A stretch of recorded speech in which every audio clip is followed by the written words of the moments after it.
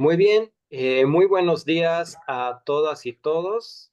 Bienvenido a este nuevo conversatorio de nuestro grupo de trabajo Umbrales Artísticos de las Corporalidades. Vamos a continuar nuestro diálogo desde las corporalidades y desde este umbral con un tema que nos interesa, nos apremia de alguna manera, que es el tema de la ternura, del derecho a la ternura, como lo define Luis Carlos Restrepo en su libro, un texto que nos hemos dado el tiempo de leer como premisa a este conversatorio. Y bueno, antes de cederle la palabra al maestro Mario Frausto, que es quien ha propuesto esta lectura, me gustaría comenzar con unas palabras del mismo autor, del mismo Restrepo, que me parecen pueden servir como de introducción y de alguna manera abren este texto.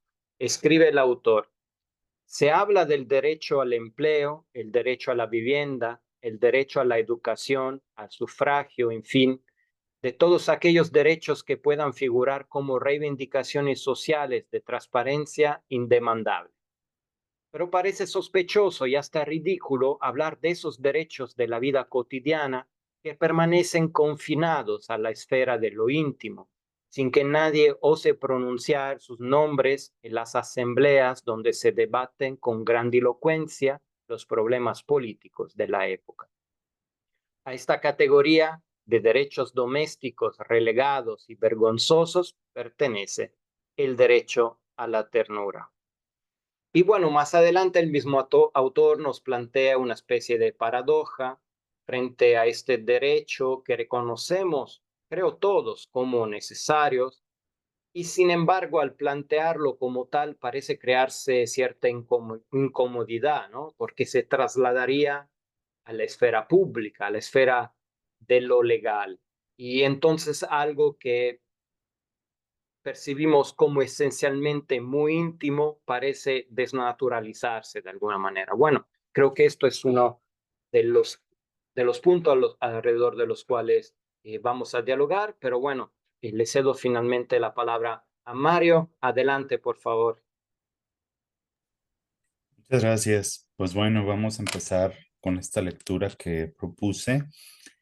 Primeramente me gustaría decir que cómo llegó un poco esta lectura últimamente serán los últimos, yo creo que todo lo que va de este año prácticamente he estado trabajando alrededor del tema de la ternura. Ya era un tema que tenía como presente, pero como que nunca me había visto profundizar, como a buscar bibliografía, a buscar como qué se ha hecho, qué se ha dicho, y entre los textos que he ido llegando, que son muy variados y de muchísimas áreas que atienden justamente la ternura, pues este fue uno de los principales a los que llegué y que bueno, sobre todo este en particular, pues lo lleva desde una arista completamente política, ¿no? Que me parece algo importante, porque bueno, hay otras lecturas que he hecho que luego también utilizo en algunos de mis trabajos, pero que no son con este corte político, sino con un corte un poquito más como desde la cognición, desde cuestiones más filosóficas, o sea, hay otros postulados. Realmente el tema de la ternura es súper amplio, ya lo sabemos como cualquier concepto, básicamente es súper amplio desde donde se ha discutido, cómo se ha puesto, pero este me pareció muy bien sobre todo porque si bien no hicimos una lectura total, pero por lo menos está aquí este planteamiento donde creo que también se interceptan ciertas partes con el cuerpo y que me parece algo que es muy importante, ¿no? Porque finalmente creo que este cruce que puede haber entre cuestiones como la ternura con lo corporal, pues son importantes. Pero bueno, nada más quería decir eso como un preámbulo y pues creo que podemos empezar un poco con la conversación.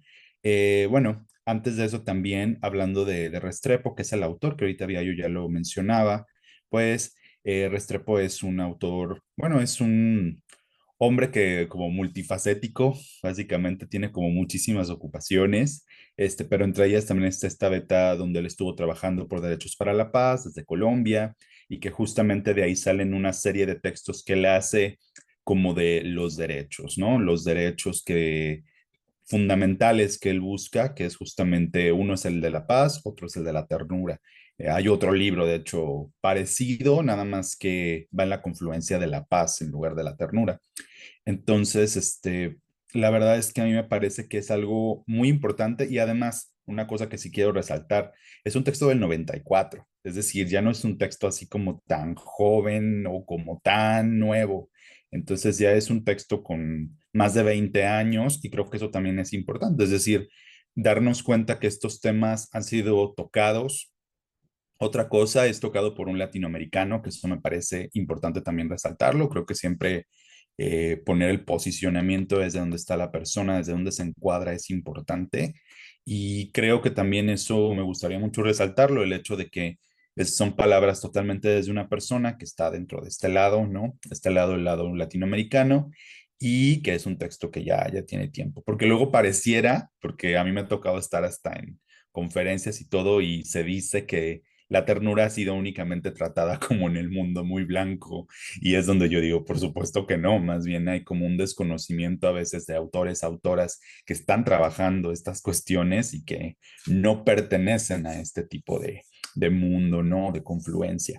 Entonces, eso también me parece importante porque tengo un montón de textos que tratan, o sea, que son de autores británicos, de autores de Estados Unidos, australianos, de hecho, que también tratan estos temas, pero sí pensé a propósito también poner un texto de un latino, porque también me parece que es importante verlo desde otra epistemología. Pero bueno, me gustaría que partiéramos un poco. Un problema que yo siempre me encuentro cuando estoy hablando de este tema es la definición. Es decir, ¿qué sería como tal la ternura? Puede parecer la pregunta más rudimentaria, ¿no? Pero luego creo que algunas personas esperan leer los textos como que venga ternura, dos puntos, y que venga la definición, ¿no? Ya totalmente deglutida y que podamos como rápidamente darle una cuestión como muy operacional a qué sería esto. Creo que esto abarca varias aristas, pero me gustaría saber desde esta lectura y desde este posicionamiento que hace Restrepo, ¿ustedes qué opinan? O sea, en cuanto a al concepto, o sea, cómo lo conceptualiza, hacia qué lugares nos lleva para poder conceptualizarlo. Y esto creo que puede dar rienda suelta a muchísimas cosas, pero me gustaría tirar esta primera pregunta y quien quiera contestar. Adelante.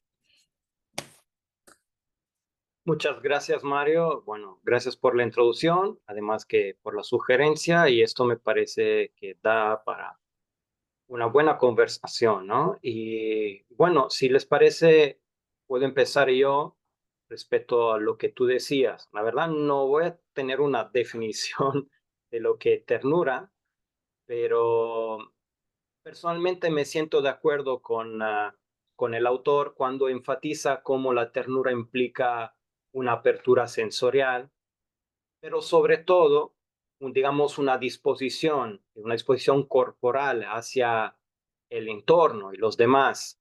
Y eso también se me hace relevante porque creo que la manera más habitual para nosotros en general, para el sentido común de referirse a la ternura es como en una relación como muy íntima, una relación, digamos, de pareja o de una amistad profunda. En cambio, como tú decías, ¿no? Aquí trasladamos bueno, ternura, esta disposición, esta actitud, ¿no? En un sentido como más político. Entonces yo diría también alejándonos, ¿no? De esta relación más íntima. Es algo íntimo que surge en la intimidad de nuestros cuerpos, de su parte física, pero también en su valor, digamos, de vector semántico, etcétera. Eh, y de esta forma, digo, creo que estamos hablando de algo que, por un lado, se ancla, repito, a la intimidad de nuestro cuerpo, pero de ahí se surge y se conecta muchos tipos de emociones, pero no diría definitivamente que la ternura es una emoción, sino que, para decirlo un poco en un sentido fenomenológico, ¿no? Como lo diría tal vez Merleau-Ponty, es una forma encarnada de habitar el mundo, ¿no? Y entonces, retomando también este énfasis que hace el autor sobre lo táctil, creo que podemos decir que la ternura define una manera de tocar y dejarnos tocar por el otro y por el contexto, por la realidad que está a nuestro alrededor, ¿no? Y digamos, es como esta caricia hacia nosotros mismos, hacia los demás, y esto puede, me parece, evocar cierto paradigma, el paradigma de nuestra condición antropológica de vulnerabilidad. Es decir, necesitamos ternuras en un mundo que nos empuja hacia la competición, desde lo laboral hacia todas las esferas eh, de nuestro entorno, ¿no? Y, y tal vez, un poco retomando también lo que dice el autor, la ternura podría volverse un antídoto a ese analfabetismo emocional, ¿no? Que él menciona en el texto. Eh, digamos, sí, ¿no? Como alternativa a este marco neoliberal en el que vivimos, a esta idea de la independencia, de la autosuficiencia, que es culturalmente hegemónica y, y lo es sobre todo, como sabemos, en la definición tradicional de la masculinidad. Y bueno, esto, digamos, un poco como comienzo, ¿no? Lo que me ha surgido como idea sobre la ternura y bueno, ojalá los demás se vayan sumando y a eso.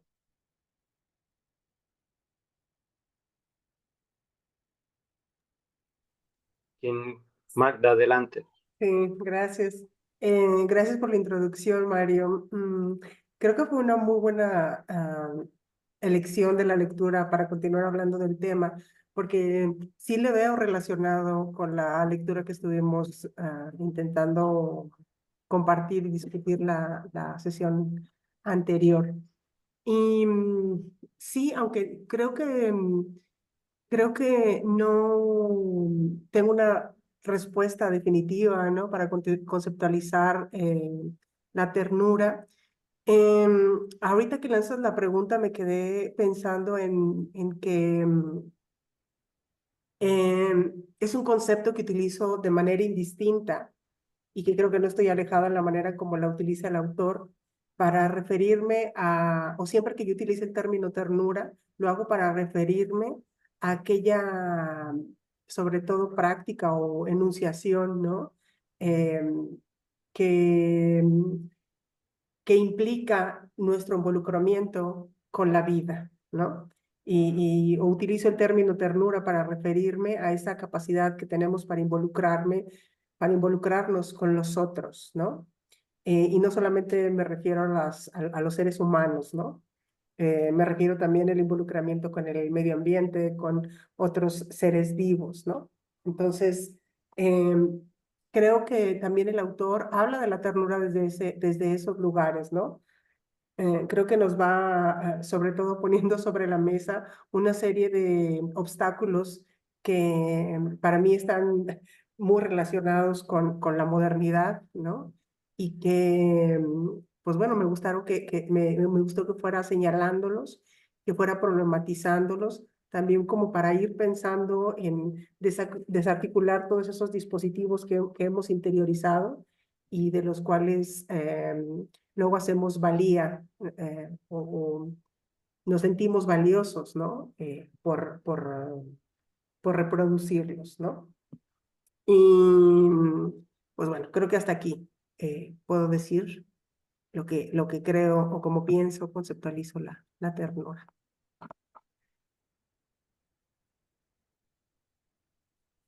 Sí, bueno, por mi parte, me parece que el texto es novedoso. En ese sentido, creo que está un poco adelantado, ¿no? Como comentaba Mario, eh, hablar de ternura en los noventas desde una posición, pues, analítica de la misma, me parece un acierto por parte del autor. Eh, por otra parte, me parece que el texto tiene un carácter eh, que podríamos llamar ensayístico. Es decir, aborda diferentes cuestiones referente a la ternura, cómo definirla, cómo se relaciona, cuáles son las implicaciones políticas de la ternura. Me parece que en ese sentido explora, ¿no? Todo lo relacionado a la misma, ¿no? Eh, Cuando estaba leyendo el texto, lo que trato de, digamos, rescatar del mismo es cómo se vincula la ternura o los afectos en general con el cuerpo o los cuerpos. Y el mismo autor, digamos, que presenta o sugiere, digamos, cómo se conecta esa, esa ternura con el cuerpo de uno mismo, y plantea que puede ser a través, por ejemplo, del cariño o de incluso el enamoramiento, ¿no? Es decir, cómo o dónde está el puente entre el cuerpo y, digamos, ese cariño que podemos encontrar entre lo físico, lo material y algo más espiritual, si se quiere ver así. Y menciona que es una de sus vínculos o puentes puede ser el enamoramiento, una especie de somatización, me quedé pensando, es decir, de cómo nuestro afecto por una persona, por alguien, puede tener impacto en el cuerpo, ¿no? Se puede manifestar corporalmente. Y me quedé pensando en la imagen que a menudo se menciona sobre el enamoramiento, o no sé si llamarle síntomas, no sé si llamarle, digamos, cómo se expresa el enamoramiento, ¿no? Esa aceleración del pulso, esa especie de taquicardia, las llamadas mariposas en el estómago, todos esos síntomas que se manifiestan en el cuerpo cuando encontramos, digamos, cariño hacia una persona. Pero también creo que en el otro lado, o muy vinculado con ese enamoramiento, se encuentra una especie de también de sufrimiento. Me parece que ese es el otro lado del afecto. Otra forma de manifestar, digamos, ese vínculo entre las emociones, que pueden ser, digamos, un reino de lo psicológico, pero al final de cuentas se manifiesta en el cuerpo, ¿no? Me parece que esos son los elementos que más me llamaron la atención y rescato para tratar de vincular, digamos,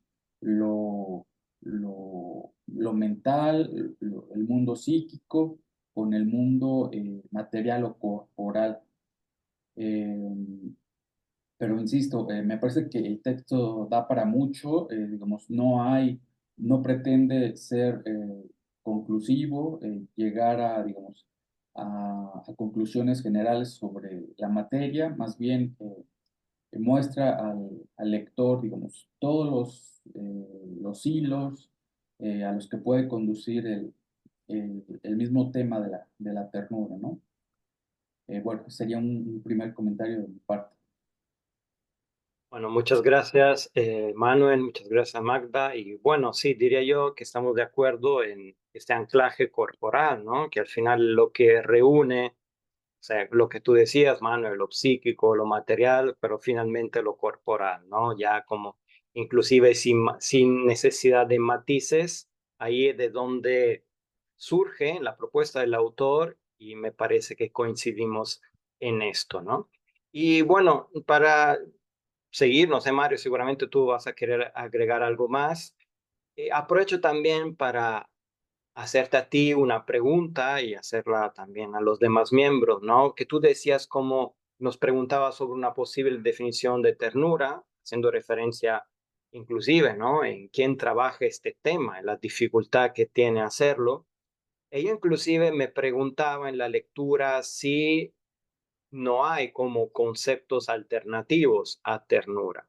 Y me lo preguntaba porque como la etimología, inclusive, ¿no? Creo la percepción desde el sentido común hace referencia a lo tierno, a lo blando, que es algo que creo vemos como positivo, pero que me parece de alguna manera que se delimita a la materialidad del cuerpo mismo, ¿no? En contraposición a la rigidez, a la fuerza, a la autosuficiencia del guerrero, ¿no? A la cual hacía referencia el autor, un poco como estos mandatos culturales. Y entonces, bueno, no me preguntaba si habría alguna alternativa o algún conceptos como muy cercanos que también se pueda sumar a, a, a esta idea del derecho a la ternura. Pues bueno, la verdad es que un concepto que también he explorado mucho es el concepto de la bondad. Justamente, el concepto de la bondad tiene ciertas similitudes hasta cierto punto. Ese concepto sí no he hallado mucho su teorización o su discusión.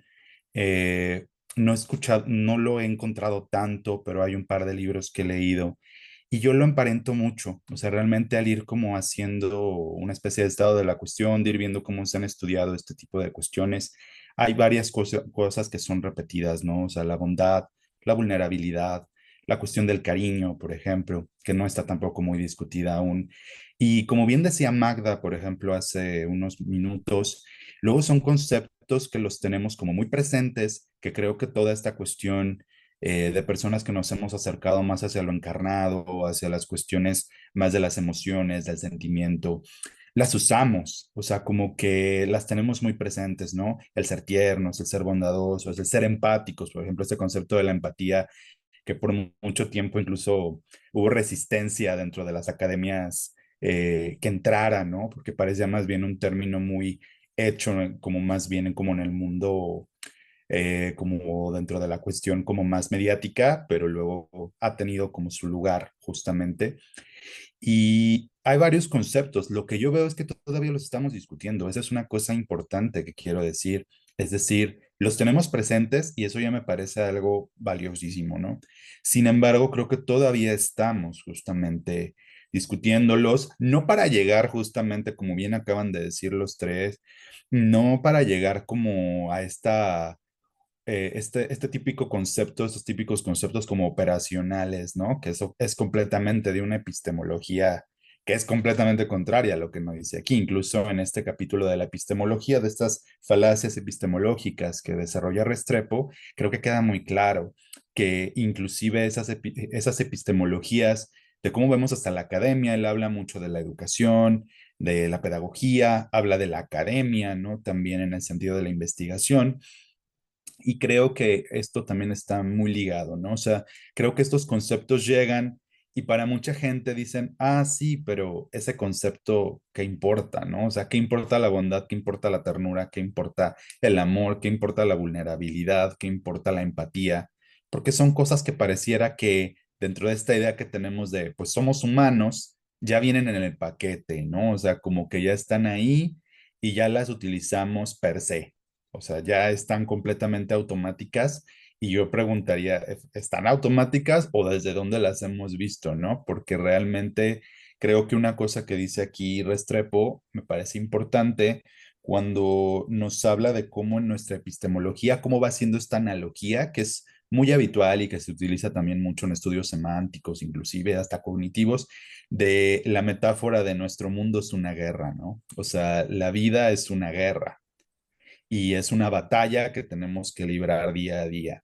Y creo que ya desde ahí hablamos mucho de la epistemología que rige nuestras relaciones en general, dígase laborales, dígase de pareja, dígase amistades, dígase todo, ¿no? Hay una competición y hay un sentido violento, ¿no? De conquista. Entonces, a mí siempre me ha parecido curioso cómo para decir que enamoramos a alguien se utiliza el verbo conquistar, ¿no? O sea, es una cosa que me parece fuertemente violenta, que dices, ¿por qué utilizamos un concepto que tiene su origen en una semántica de la guerra para hablar de algo que se supone que debería ser otra cosa? Entonces, yo pensaría nada más para terminar con lo que me preguntas, Viayo, este concepto de la bondad si les soy honesto, a mí me parece que tiene muchas conexiones, porque justamente hay gente que hasta podría parecer que es completamente lo mismo, pero la bondad justamente también es esta cuestión como de dejarte vulnerar. Es decir, yo he visto mucho que la ternura lo ven, ahorita que ustedes mencionaban, Magda decía esta capacidad de involucramiento, ahorita había yo haciendo eco de este Ponti, decías que es esta forma encarnada de habitar el mundo, me parece muy bonito lo que dijeron, por cierto, muchísimas gracias por eso.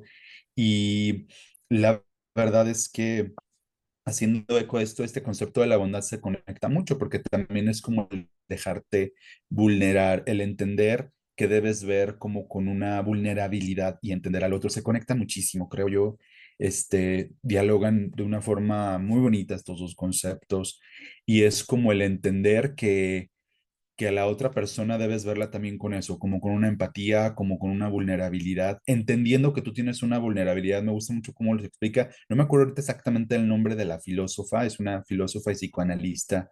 El libro que leí lo leí en inglés, luego les paso bien el dato, no me acuerdo en este momento, pero ella decía esto, que es como un tiempo se estuvo hablando mucho de esto de las neuronas espejo, se puso muy de moda en la cuestión como cognitiva y todo esto. Y es esto, o sea, como el encontrarnos y el saber, yo soy vulnerable, tú eres vulnerable, y entonces esa vulnerabilidad debe tener un respeto a partir como de ese encuentro. Y eso, la verdad, a mí me parece algo muy valioso también, o sea, porque creo que hay gente que podría ver esto justamente, me ha tocado que gente que hasta dice que hay un afeminamiento, ¿no? Que todavía lo usan de esta manera y que tú dices, híjole, increíble que todavía ocurran este tipo de comentarios, pero realmente creo que me sorprende ver cómo desde los 90 como un texto como este, y por supuesto, por ejemplo, de Bell Hooks, que ya también tiene un tiempo que se escribió, cómo ya se viene abogando. Y también ahorita lo que mencionaba Manuel me parece importante, que a mí me faltó resaltarlo al momento de introducir. El texto justamente tiene un corte ensayístico, es decir, no busca tener la rudimentaria forma de un texto académico, ¿no? Aunque pues hay por supuesto una preparación grande detrás de él, ¿no? Porque se notan las lecturas que nos lleva.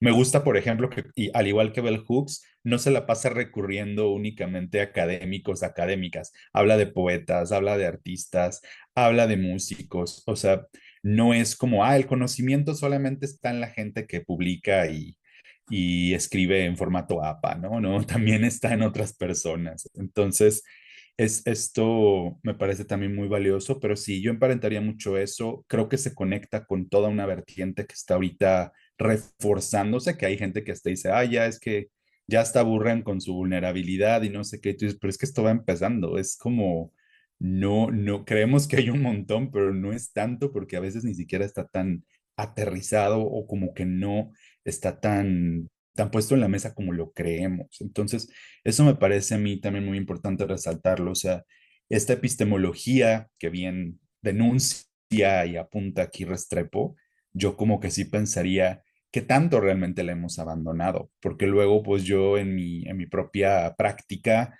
en mis propios estudios, pues me he topado con investigadores e investigadoras que como que dicen, es que yo hago trabajo cualitativo y soy como muy open mind y ya tengo todo esto como en mi haber. Y luego cuando ves sus trabajos dices, híjole, esto es como cualitativo disfrazado de cuanti, ¿no? O esto está como nada más de, ¿cuál es tu concepto operacional? O sea, cuando te preguntan eso es así como, ¿cómo? O sea, no entiendo. O sea, porque lo seguimos viendo de esta manera, ¿no? Como que tiene que haber justamente una causa-efecto, tiene que haber como todas estas cuestiones, es así como que si tú nada más estás en un punto interpretativo, no estás haciendo un buen trabajo de investigación, ¿no? O sea, como que no es nada más así. Entonces, pensando mucho en eso, quisiera también abonar pues, a reserva, veo que Magda quiere hacer un comentario, pero bueno, también suelto como esta pregunta, esta parte de la epistemología me parece muy, muy importante porque siento que ya empieza a tocar el cuerpo. Yo antes, personalmente, la epistemología lo veía como algo únicamente como muy sapiensal, ¿no? Como cuando todavía no lo estudiaba como mucho. Recuerdo que fue de esas pocas clases en la maestría que me ayudó muchísimo la epistemología. Y la verdad, pensando mucho en esto, yo como que he llegado a la conclusión que la epistemología, a veces desde donde nos posicionamos, habla mucho de también cómo vemos nuestros cuerpos. Yo sí creo eso. O sea, la verdad es algo que he llegado con varias lecturas y creo que esta de Restrepo resuena también ahí, que la epistemología habla de muchas vertientes de nuestra vida, de cómo las vemos. O sea, si vemos desde cierta epistemología, habla de cómo nos relacionamos, habla de cómo pensamos lo corporal. Y pienso que aquí el giro que está haciendo, que hasta lo llama así fuertemente, ¿no? Falacias, o sea, que me parece una palabra sarcástica y a la vez muy buena para decirlo, sea, estas falacias de cómo debemos ver el cuerpo. Hay un apunte que hace más adelante donde dice esto, ¿no? Como una persona que sale de un régimen corporal es vista como un loco, ¿no? Y también es vista como una persona que no está siguiendo una materialidad de cómo debería ser la corporalidad, por ejemplo. Pero ya desde ahí vemos estas rupturas. Yo quisiera preguntarles también en ese sentido esa parte. O sea, esta epistemología que nos habla, ¿ustedes creen que de verdad está viendo como, sé que algunos de ustedes han trabajado desde estos temas, cómo se está asentando estos cambios? ¿Son lentos? ¿Cómo se está viendo esta cuestión? Y si están de acuerdo en que esta cuestión de cómo vemos lo epistemológico radica mucho también en cómo vemos nuestra emotividad y por supuesto nuestra corporalidad. Quería solo lanzar esa pregunta, pero bueno, Magda, adelante. Sí, creo que tiene que ver con la pregunta, pero como haciendo el enlace, por supuesto que entiendo la importancia de definir, ¿no? Y de conceptualizar de manera precisa sobre lo que estamos discutiendo. Cuando te preguntaba yo, Mario, sobre otros conceptos cercanos a la ternura, yo los iba notando mientras los ibas poniendo aquí sobre la mesa. Y yo pensaba, bueno, es que todos estos conceptos que están lanzando, si bien están relacionados, sí tienen implicaciones, ya sea de índole religioso o moral sí, sobre todo religioso, moral, ¿no? O psicológico, ¿no? Desde la psicología. Y justamente por eso utilicé el término de involucramiento, ¿no? Porque creo que la ternura ya viene con el ser humano, ¿no? Aprendemos a recrearla, a trascenderla, a reforzarla.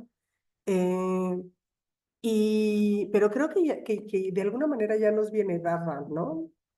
Cuando empezaba a leer sobre ternura radical, por ejemplo, pensaba en los bebés, ¿no? Y en cómo cuando somos bebés no tenemos ningún tipo de elemento que atraviese nuestro juicio sobre los otros, sobre esa posibilidad de observar con curiosidad a los otros y al mundo en general, ¿no? Entonces, cuando hablo de la ternura o pienso en la ternura o utilizo el término de la ternura y digo que es ese involucramiento con la vida, tengo como o hago esa relación, ¿no? Hay un momento en la lectura donde Restrepo habla de este analfabetismo afectivo y en un momento hace la relación eh, con ese desconocimiento que tenemos desde de la historia o de nuestra historicidad, ¿no? Mientras lo leía pensaba en esa como reticencia que tenemos, y lo veo por el trabajo las investigaciones que yo hago, como esa resistencia que hay en la academia de pensar en las cuestiones afectivas, que tienen que ver justamente con no querer pensar sobre uno mismo, ¿no? Que tiene que ver con estas epistemologías o falacias epistemológicas de las que también habla el autor, ¿no? Y creo que esa reticencia a buscar en nuestra historia, a pensar que no es importante que nuestra experiencia o volver a nuestra, pues sí, a historizar sobre nosotros mismos, tiene que ver justamente con eh, pues sí, con ese no aprecio que se tiene lo voy a decir así como lo pienso, ¿no? Como por el mismo ser humano, ¿no? Creo que cuando en estos espacios luego se habla poco de estos temas, tiene que ver con que hay condiciones jerárquicas de entendimiento del conocimiento de validación del conocimiento que, pues bueno, ya están súper establecidas y que quien ha seguido, ¿no? En esas lógicas y tiene beneficio de ellas, pues va a ser muy difícil que voltee a ver a otros lugares, ¿no? De generación de conocimiento. Justamente creo que nuestras corporalidades, por eso luego lo veo, lo tomo como un elemento ahí de relación obvia, pero sí creo que hay una manera de entender el mundo que está totalmente relacionada con nuestras corporalidades, ¿no? Mi corporalidad me ha permitido entender el mundo de ciertas maneras, ¿no? Y pues bueno, en condición de eso, ¿verdad? Digo, pienso, reflexiono, ¿no? Lo que reflexiono.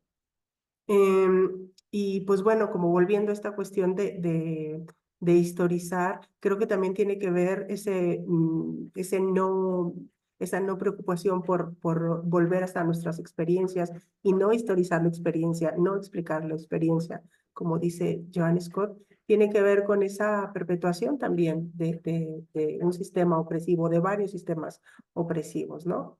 Como que corta esa posibilidad de buscar eh, el conocimiento de nosotros mismos. Yo creo que esta idea de, bueno, solamente para sentir, pues está el arte, ¿no? O para pensar, hay estos campos de la ciencia solamente, ¿no?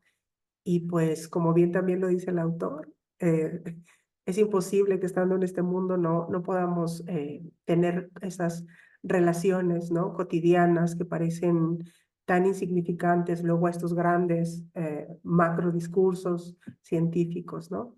Pero eso es justamente lo que le da la condición pues sí, como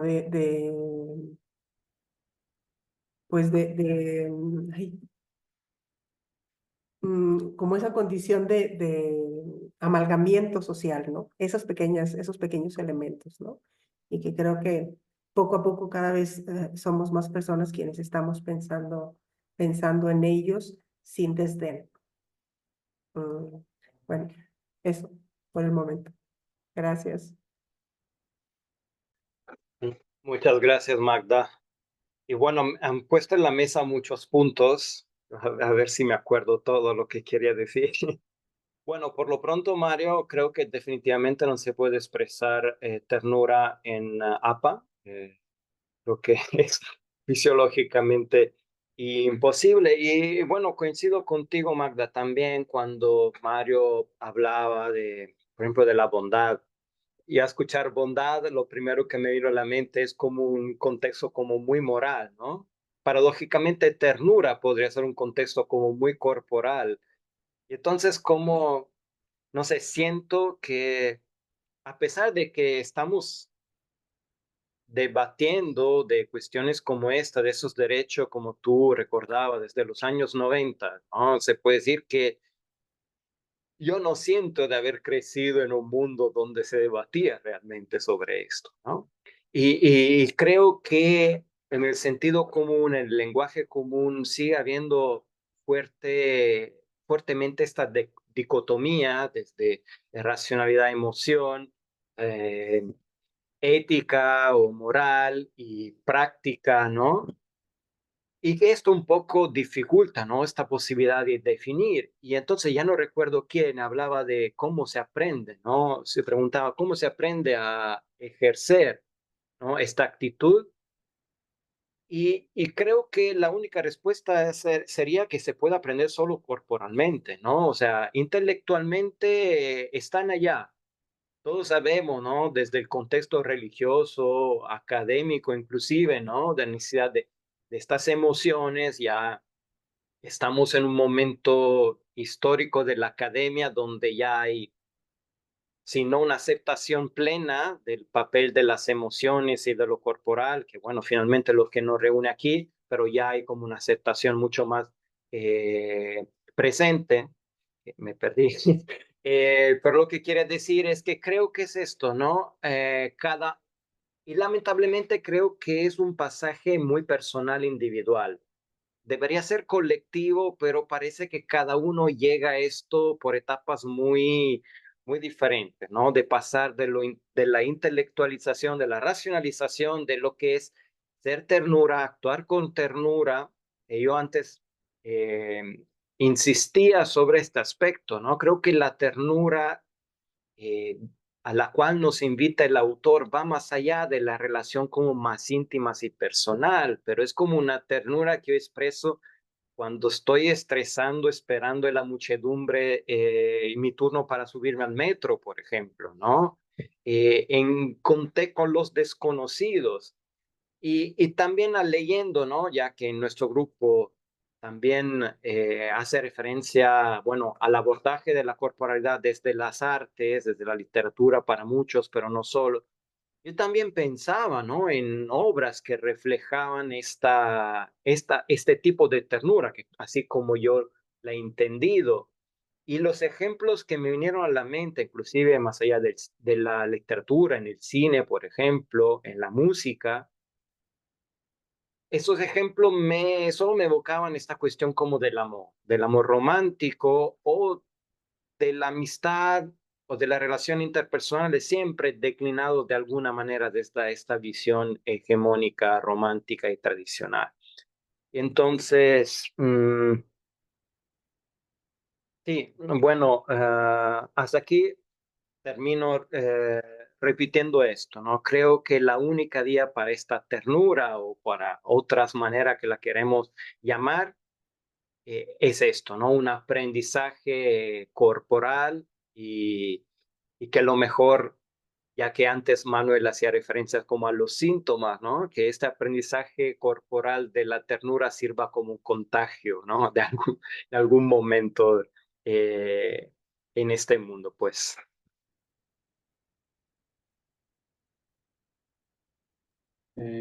Bueno, tomando la palabra, bueno, sí, creo que han surgido muchos puntos muy interesantes que dan para mucho. Bueno, yo lo que quisiera retomar y tratar de también subrayar es que, bueno, mm, como comentaba Viallo, el estudio, el acercamiento hacia un concepto como la ternura en los noventas puede ser, digamos, muy novedoso, pero por otra parte, es cierto que no, esta ternura poco se ha avanzado en términos académicos en el estudio de la ternura, ¿no? Y eso, con eso también estoy de acuerdo. Y considero que esto se debe a diferentes, o puede ser, digamos, la respuesta digamos, de varias cuestiones que tienen que ver ahí. Por ejemplo, ya también se sugería una cierta inercia de la academia, una inercia de siglos, en donde estos temas no han tenido plena, digamos, eh, recibimiento por parte de los estudiosos. Eso por una parte, las inercias propias de una academia, ¿no? Por otra parte, la misma dificultad para, digamos, acercarse al tema, ¿no? Y es que una cosa es la apertura que pueda haber hacia estos temas y otra cuestión es, digamos, cómo acercarse a la misma, ¿no? Ya se mencionaba que no hay una definición exacta, digamos, inamovible de la misma, ¿no? Y eso creo que tiene que ver con el mismo objeto, ¿no? Tiene que ver con la ternura, ¿no? Cómo asirla, cómo definir sus bordes. Creo que está ahí mismo una parte de la respuesta. Por otra parte, también o al mismo tiempo, es que estos temas se empiezan a hablar desde los 90 por lo menos, eh, pero la aceptación no ha sido generalizada, es decir, desde los 90 se pudo abordar los mismos, pero eso no significa que ha sido, digamos, no se le han abierto las puertas en todas las áreas, ya sea de las ciencias sociales, sea de las humanidades, y en ese sentido, eh, digamos, podemos ver que la academia, desde un punto de vista sociológico, puede ser vista, entendida como esta lucha por poner bajo el reflector ciertos temas, pero no otros, tener acceso a recursos, pero no otros, recursos materiales y recursos simbólicos. Y una última explicación que me doy para entender, digamos, por qué ha habido poco avance en el estudio de la ternura, es que un mismo rechazo a ser vulnerable, a ponerse vulnerable uno mismo, ¿no? Eh, a, como decía Magda, a verse a uno mismo, ver su interior e identificar esa ternura en uno mismo, ¿no? Lo cual se mencionaba es un punto eh, o una vulnerabilidad que podemos abrir hacia los demás, ¿no? Por otra parte, lo que comentaba Viallo, dónde o cómo podemos encontrar estas ternuras, ¿no? En las ciencias sociales, al menos en mi caso. Yo he estado pensando, no estoy seguro que sea el mejor ejemplo, pero es uno que se me viene a la mente, es esta relacionada con los niños, ¿no? Cómo los niños pueden ser tiernos o pueden despertar ternura en otras personas, en los adultos, pero me parece que la ternura, los niños en general, no han sido vistos, no se ha acercado a ellos de la misma manera antes que ahora, ¿no? Pienso en los estudios sobre las infancias vistos desde la historia y lo que nos dicen los estudiosos de las infancias es que esta imagen del niño tierno, del niño, digamos, que puede ser muy mono, es una imagen bastante reciente en la historia eh, que tiene, que se ha hecho acerca de los niños, ¿no? Está bastante cerca, pienso, o estoy pensando en el siglo XX, ¿no? A principios del siglo XX, cuando empieza a cambiar esta imagen. Antes de eso, siglos antes de eso, los niños no eran vistos con esos ojos, eran más bien vistos como una especie de adultos pequeños digamos, a los cuales se tenía que, digamos, encaminar en la vida, ¿no? Adultos pequeños que tenían que comportarse y que tenían que verse como eso, como adultos pequeños. Es decir, exigiéndoles a los niños, niñas, que se comportaran como tales, ¿no? Es decir, no eran motivo de ternura los niños. Pero bueno, en ese sentido, o la conclusión con la que me quedo es que la ternura no tiene una definición única, ¿no? Es decir, no es lo mismo la ternura hoy día que hace varios siglos, no es lo mismo la ternura en una sociedad que en otra. Es decir, se le atribuyen o se pueden hacer varias definiciones de la misma.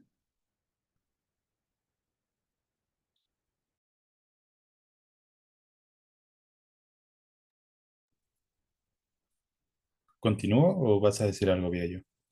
No, no, no, adelante, adelante.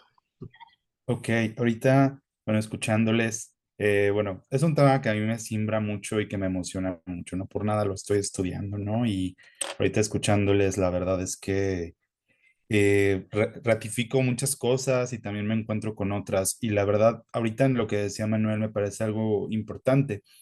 Yo incluso he llegado como una hipótesis, de alguna manera, porque hay una parte justamente donde Restrepo menciona que casi siempre, o tal vez mayormente, la ternura la hemos como relacionado con las mujeres y con los niños. Es decir, cuando dice justamente, me gusta mucho esa frase, la usé hace unos meses en una ponencia, que justamente dice eso, o sea, la ternura no solamente es como del terreno de las madres, que abrazan bebés, ni de los niños con la carita como torneada y sonrojada, ¿no?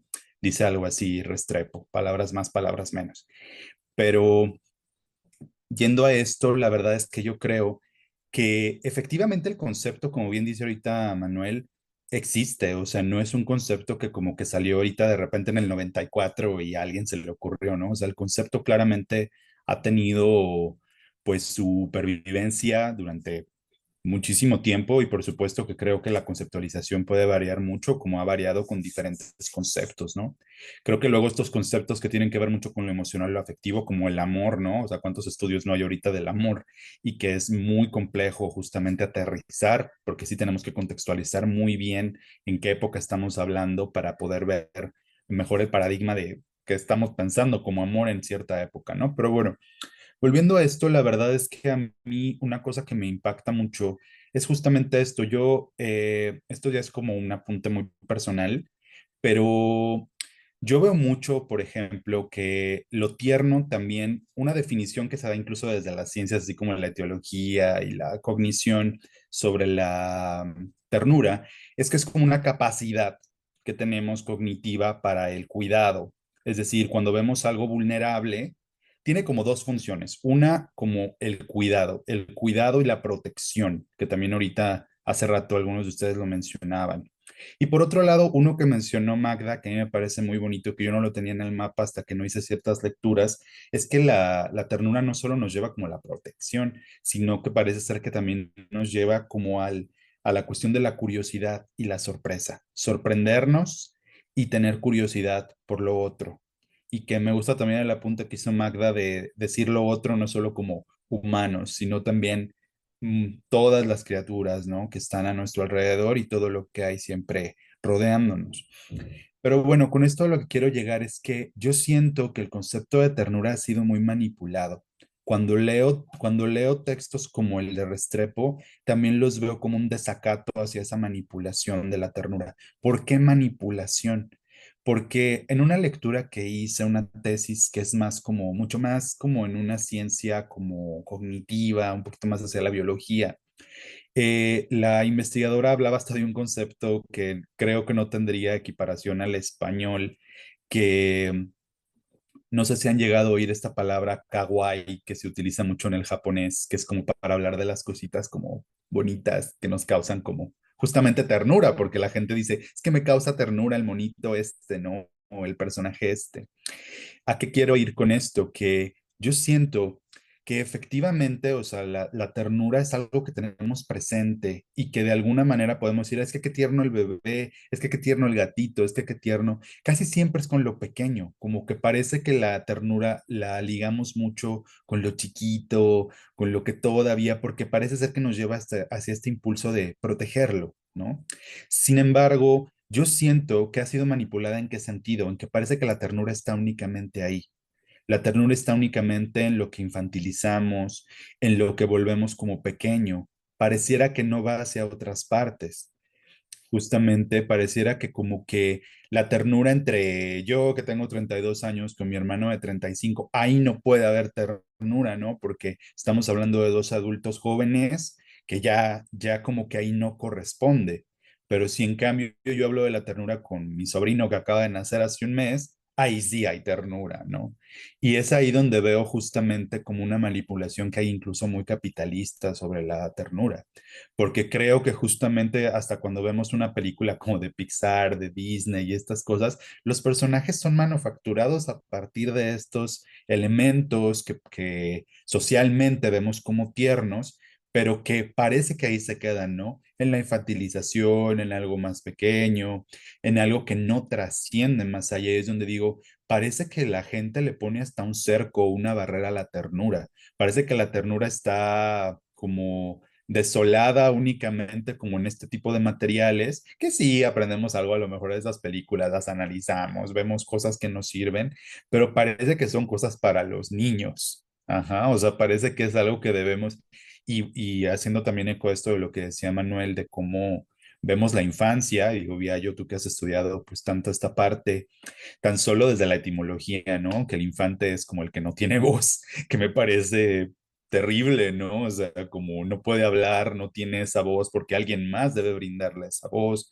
En la Edad Media no existía la infancia, eran adultos chiquitos, hay hasta imágenes que los representan de esta forma, ¿no? Ya tenían que empezar a trabajar en el campo, en distintas cosas. Entonces, la verdad es que yo creo que ahí ha habido mucho, o sea, también esa infantilización, ese adultocentrismo que tenemos socialmente, ha acercado mucho la cuestión de que veamos la ternura, porque parece que entre más crecemos debemos abandonar un sentido tierno para volvernos justamente hacia esta epistemología muy de esta batalla, muy de esta conquista. Tenemos que volvernos sexualmente como más perversos, no tiernos. Tenemos que pervertir un poco más nuestros cuerpos, tenemos que volverlos más oscuros. Ajá, o sea, pienso mucho en las artistas, ¿no? Que les dicen, es que al principio se ven muy bonitas, muy tiernas, pero les falta malicia a estas chicas. Y esto que recae mucho más en el lado femenino, ¿no? O sea, porque hasta empiezan a decirles, ah, pues es que sí te ves bonita con tu vestidito, pero deberías mostrar más las piernas.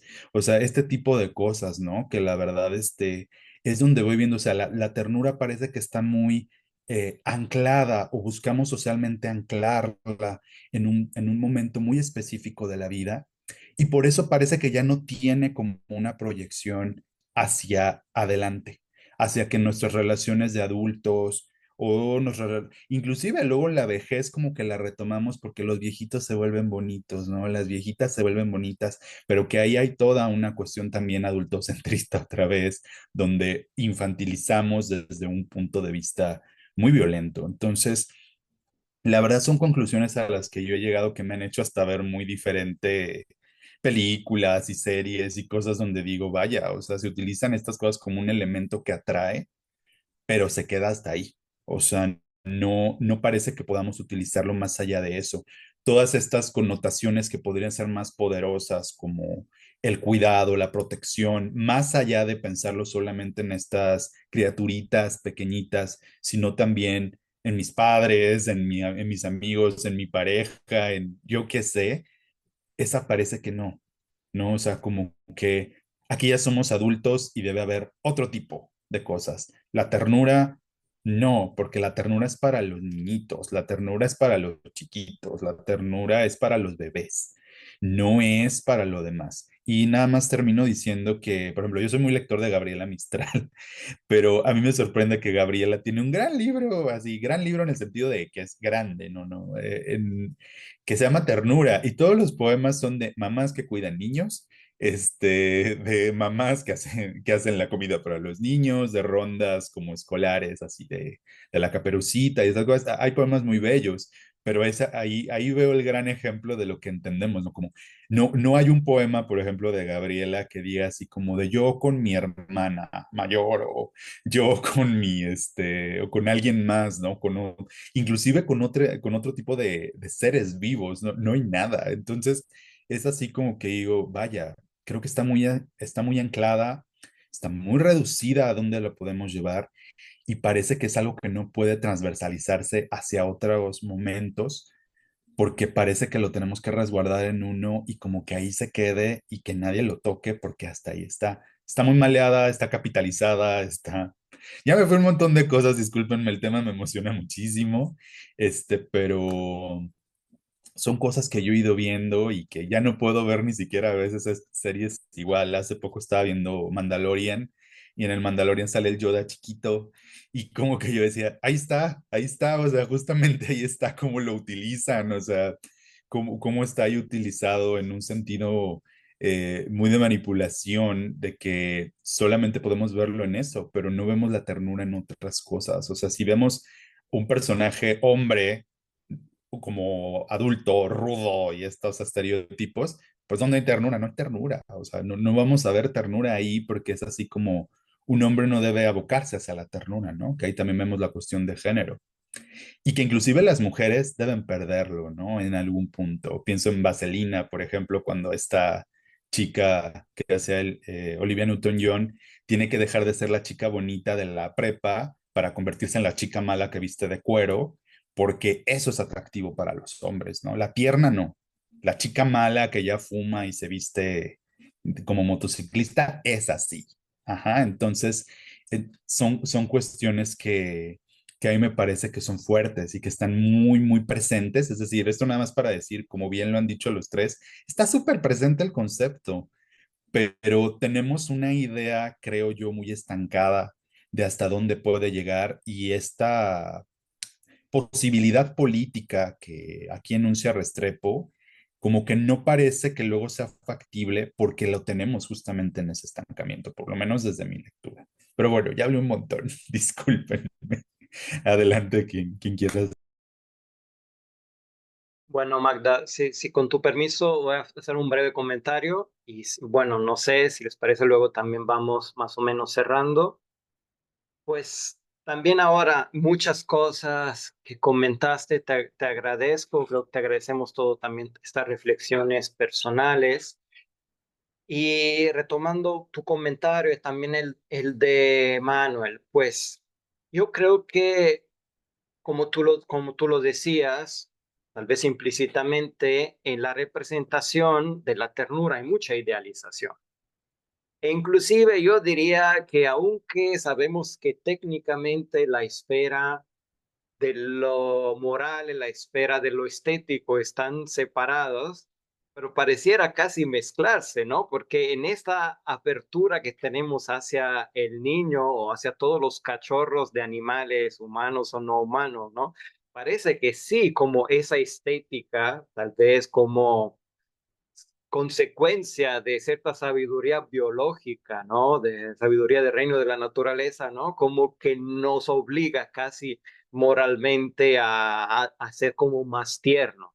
Pero bueno, si también luego lo pensamos un poco más en mente fría, también recordando lo que comentaba Belux en la lectura anterior, o sea, esta ternura de los niños tampoco evita, ¿no? Que repliquemos ciertas tradiciones como muy conservadoras, pero bueno, diría muy agresiva al educar, ¿no? Porque bueno, sí, tierno, que bien todos, pero luego a lo mejor llegará el momento que este niño, como es la intención de los padres, tendrán que entender que este mundo es un mundo duro y entonces con la ternura no se llegan a ningún lado, ¿no? Y obviamente no es lo que yo pienso, creo que no es lo que nosotros pensamos, pero el problema es romper como este mecanismo, ¿no? Y bueno, como para cerrar, ya que se ha hablado, hemos evocado muchas veces, ¿no? Esta cuestión como de la vulnerabilidad, que creo que es fundamental en todo lo que tiene que ver con la corporalidad, una vulnerabilidad que finalmente nos conecta a nuestro ser animales.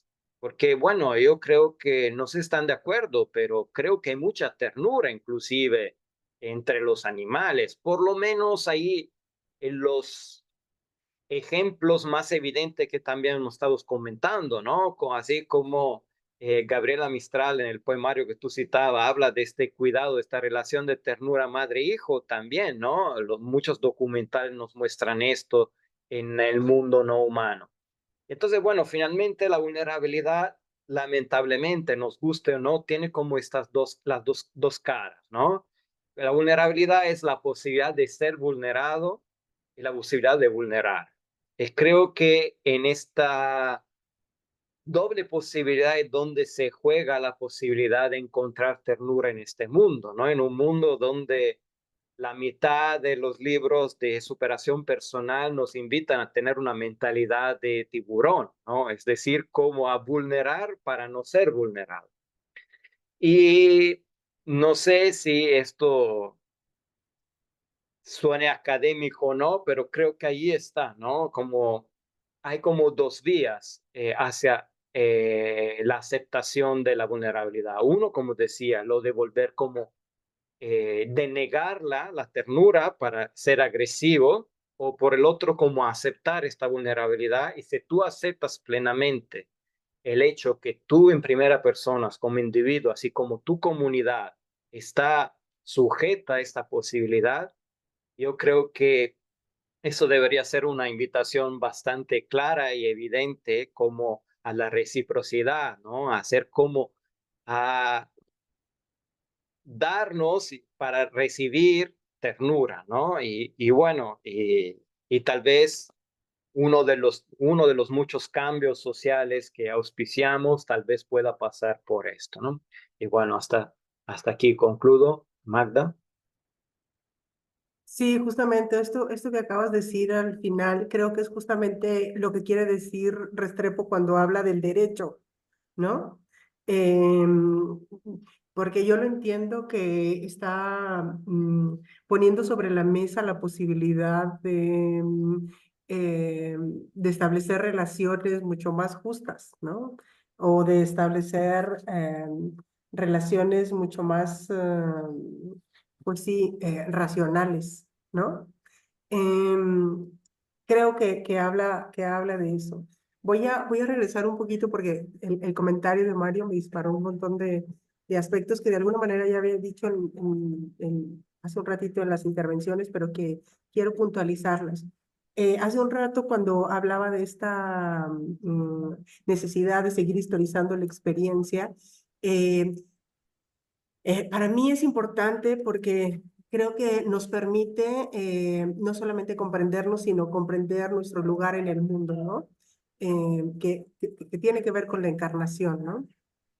Entonces, cuando habla el autor de volver a la historia y pensarlos y pensarnos, no lo hablo o no lo digo desde un sentido individualista, ¿no? O de conocer solamente una experiencia concreta. Apelo a esta idea de involucramiento, incluso de los bebés, y me atrevo a decir que de manera natural, justamente porque creo que para poder tener derecho a eso, es imposible que nos percatemos, ¿no? De que está ahí, ¿no? Y que no es privativo de una persona o de ciertas personas, sino de todos. Entonces, creo que en ese sentido, hablar sobre la ternura nos permite, pues, que haya la posibilidad de entendimiento, ¿no? Y que sea un tema que no es eso, individual, sino que es totalmente colectivo. Y también dentro de este análisis o del intento por historizar, hace rato hablaba sobre estas visiones, ¿no? Que se tienen sobre la ternura. Yo decía que tenía que ver con la modernidad colonial, ¿no? Lo dice incluso Restrepo, ¿no? Cuando apelamos no sé, a la historia cristiana, ¿no? O apelamos pensaba como en el derecho, ¿no? Cómo se apela al derecho romano y la manera en cómo se debe ejercer la justicia, etcétera, etcétera. Y también pienso, porque también lo menciona Restrepo, cuando es importante historizar para conocer, ¿no? Esas maneras en que nos relacionábamos antes de la imposición de la modernidad colonial, ¿no? Y habla Restrepo de cómo esos grupos originarios en muchas partes del mundo, donde, subrayo la palabra, se intentó conquistar, ¿verdad? Donde hubo una imposición cultural, hay una serie de manifestaciones que hablan de la ternura, ¿no? Pensaba por ejemplo, en los 7 principios zapatistas, ¿no? Que tienen que ver con una posición, ¿no? De ternura, que no es una cuestión totalmente personal. Habla de crear una comunidad en donde hay un involucramiento común, ¿no?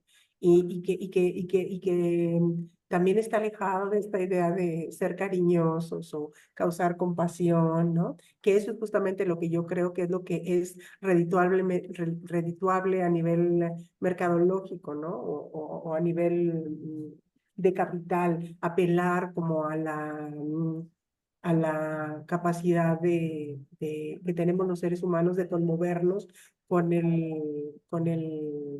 pues con la tristeza de otros, ¿no? Eso creo que es muy redituable económicamente.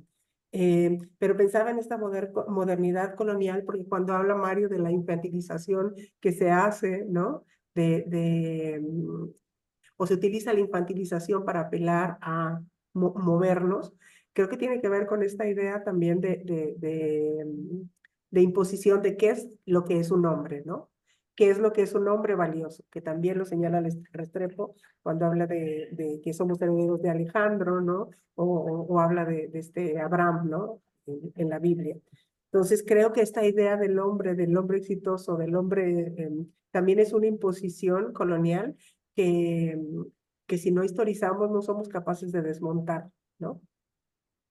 Entonces, en ese sentido, creo que es importante hacerlo, porque justamente en esta idea de cómo debe ser un hombre desde la imposición colonial, y esta es una idea de María Lugones, de cómo ser hombres y mujeres, pues está muy difícil para quienes vivimos en lugares en donde hubo esta imposición colonial, ¿no? No éramos considerados hombres o mujeres, ¿no? Se intentó hacer ahí como un empate, ¿no? De los géneros, emulando los que existían en Europa, pero aquí no ocurrió, ¿verdad?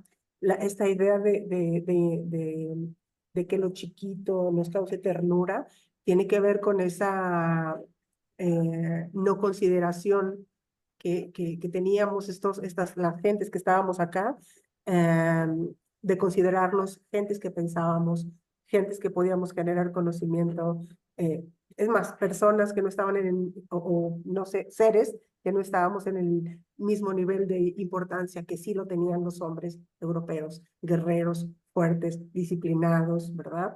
Razonables, en fin, creo que sí entienden lo que quiero decir. Esta idea de la infantilización tiene que ver con un no respeto a nuestras formas de pensar, de organizarnos. Eso también me llevó a pensar que alguna vez escuché a una chica antirracista hacer como una referencia a las cartas que había encontrado las cartas de relación de Cortés. Y leía un pasaje en donde se está burlando de la generosidad de los pueblos originarios, ¿no? Y dice, son unos bobos, mira, me están dando todo esto, ¿no? No recuerdo exactamente lo que decían las cartas, ¿no? Pero cuando habla de Restrepo, incluso pone estos ejemplos, no sé si se acuerden con más exactitud que yo, pero cuando habla de cómo los doctores no podían saber por qué no estaban curando a los enfermos que tenían parásitos, ¿no? Había los otros en los pueblos originarios que se habían preocupado por entender el mal de amor, ¿no? Entonces, pues bueno, todo eso creo que está atravesado por estas ideas coloniales que sin historizar es imposible como desmontar, ¿no? Y sin historizar se queda nuevamente en ejercicios de operacionalización, Mario, para ponerles como en el checklist de ¿qué es la ternura? Ah, pues la ternura, que luego ocurre mucho, ¿no? En la cultura norteamericana, pues ¿qué es la ternura? Pues si tiene estas 10 condiciones y todas están palomeadas, eso es ternura, ¿no? Bueno, que también es parte de la modernidad colonial que está totalmente impregnada a la ciencia, ¿no? La ciencia en general. Bueno, espero que no se me haya olvidado nada de lo que dije. Gracias. Gracias a ti, Magda. Y bueno, creo que ha sido un diálogo, una conversación enriquecedora, aunque bueno, ha abierto una infinidad de puntos y de ejes que podría llevarnos a hablar de esto casi al infinito. Pero bueno, Mario, adelante, por favor. Sí, ya nada más muy breve, nada más para terminar ahorita que decía Magda, esta parte justamente donde se habla de Abraham y los personajes de la Biblia, esta parte donde se habla de esta palabra ya extinta, ¿no? Esta palabra espantosomai, creo que era la palabra, una cosa así, que era como, como pensar con las entrañas, ¿no? Que podría ser una traducción. A mí siempre me impacta esto, ahorita que Magda y por supuesto Manuel también mencionan esta importancia de historizar siempre cómo volteamos a ver un concepto, una cuestión que se ha ido tratando, ¿no? Cómo ha ido evolucionando, cómo su entendimiento ha ido cambiando. Me parece muy fuerte siempre eso, ¿no? Pareciera que en cierto punto la epistemología que como que estaba muy presente para muchos pueblos en su momento era un pensamiento muy desde lo corpóreo. Esto también lo digo, bueno, en su momento pues fui un gran lector de la Biblia y no tenía todavía estos conocimientos que a lo mejor tengo ahora, pero ahora que tengo muchas lecturas sobre estas cuestiones, me doy cuenta de lo corporal que es la Biblia. Yo no sé de dónde la gente cree que es un libro como etéreo y no para nada, porque es un libro sumamente corporal, sobre todo el Antiguo Testamento. Y la verdad es que pensando en todo eso, me doy cuenta de esas cuestiones, ¿no? Un pueblo tan antiguo como lo es el pueblo judío, el pueblo hebreo, pensaban mucho desde una cuestión muy corporal, inclusive esta reivindicación que hace Restrepo del olfato, ¿no? Me parece muy, y del tacto también, me parecen dos cuestiones muy valiosas. Tan solo este pasaje que a mí como que me resonó mucho cuando termina el diluvio con Noé y que ellos tenían que ofrecer siempre hacia Dios un ganado que lo mataban y tenían que incinerarlo, ¿no? Para que el olor llegara y se creía que esto era una ofrenda a Jehová, ¿no? En este caso. Entonces, pero como del olfato, ¿no? Como hay muchas metáforas que tienen que ver con el olfato, con el tacto, y como nosotros también en toda esta cuestión, inclusive yo creo que también que tiene que ver con lo colonial y todo esto, cómo somos totalmente de la visión y de la audición. O sea, incluso yo en mi praxis como maestro de idiomas, son las dos habilidades que más se piden. O sea, como toda la cuestión que tiene que ver con escuchar, ¿no? Y hablar, la lectura y la escritura no importan tanto cuando uno enseña, o sea, casi nadie te lo pide. Entonces, pareciera que también ahí hay muchas de estas cuestiones y no quería dejar de mencionarlas porque la verdad me parece que sí esta parte donde se reivindica la importancia del tacto, ¿no? Porque parece que el tacto tiene que ver, creo que en un mundo también tan eh, coitocéntrico y tan sexualizado, pareciera que el contacto y el tacto tienen que ver siempre con la sexualización, la excitación, pero no, o sea, la posibilidad del abrazo, la posibilidad de la caricia. Siempre recuerdo en el portugués esta palabra que es el cafuné, ¿no? Que el cafuné es pasar tus dedos suavemente por el pelo o por el vello de las personas. O sea, estas cuestiones que tienen que ver con lo táctil me parece siempre que están tan olvidadas, pareciera que somos de contacto, pero nuestro contacto siempre o es sexual o es violento. Siempre pensamos el tacto desde esos dos lugares, ¿no? El golpe o el manoseo sexual. Entonces es donde me parece también que esa reivindicación es muy importante.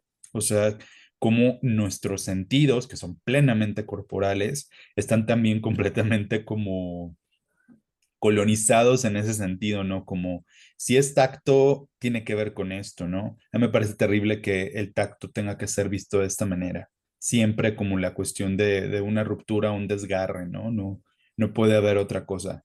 Y lo que dice del olfato, que en mi opinión es el más olvidado de todos, o sea, que la verdad, me parece también muy valioso todo esto, ¿no? O sea, como estas culturas pensaban tanto en el olor, en todo esto también para sentir ello. Creo que todavía de alguna manera está por ahí cuando decimos que recordamos el olor de una persona de su perfume y que nos sentimos seguros, seguras ahí, o nos lleva a la remembranza, ¿no? Creo que ahí todavía está de alguna manera presente, pero que sí vivimos un imperio de lo visual, ¿no? Y principalmente creo que de lo visual, creo que es que no tiene nada de malo, o sea, no estoy diciendo que tengan que estar las otras por encima, pero sí creo que lo hemos como llevado a un extremo.